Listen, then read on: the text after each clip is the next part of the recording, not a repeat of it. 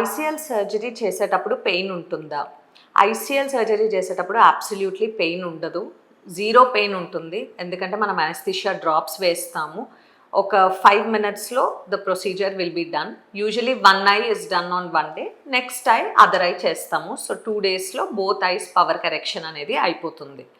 ICL surgery చేసిన తర్వాత ఏమి ఎక్స్పెక్ట్ చేయొచ్చు అంటే, యూజువలీ కొద్దిగా చేసిన రోజు కొద్దిగా హెవీనెస్ ఉంటుంది.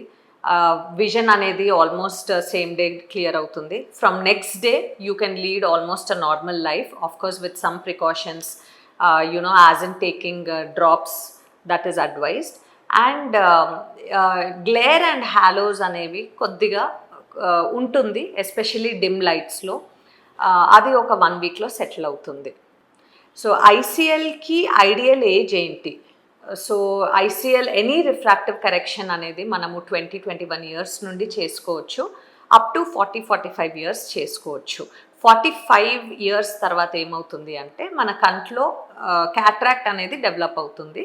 సో అప్పుడు ప్రొసీజర్స్ క్యాట్రాక్ట్ బేస్డ్ ప్రొసీజర్స్ చేయడం better rather than doing a refractive correction. Usually కంట్లో లెన్స్ అనగానే అందరికీ వచ్చే క్వశ్చన్ ఏంటి అంటే, తుమ్మితే, దగ్గితే, వంగితే లెన్స్ కదులుతుందా? బట్ అబ్సల్యూట్లీ అది రాంగ్ అండి. So there won't be any movement of lens. ఒక్కసారి ప్లేస్ చేసిన తర్వాత పర్మనెంట్గా మనం ప్లేస్ చేసిన చోటే ఫిక్స్ అవుతుంది. సో దానికోసమనే మనము ముందే కంటికి మెజర్మెంట్స్ అవన్నీ కరెక్ట్గా తీసుకొని కరెక్ట్గా ప్లానింగ్ చేస్తాము. So once the lens is placed, even if you bend, exercise ఏం చేసినా లెన్స్కి మూవ్మెంట్ అనేది ఉండదు.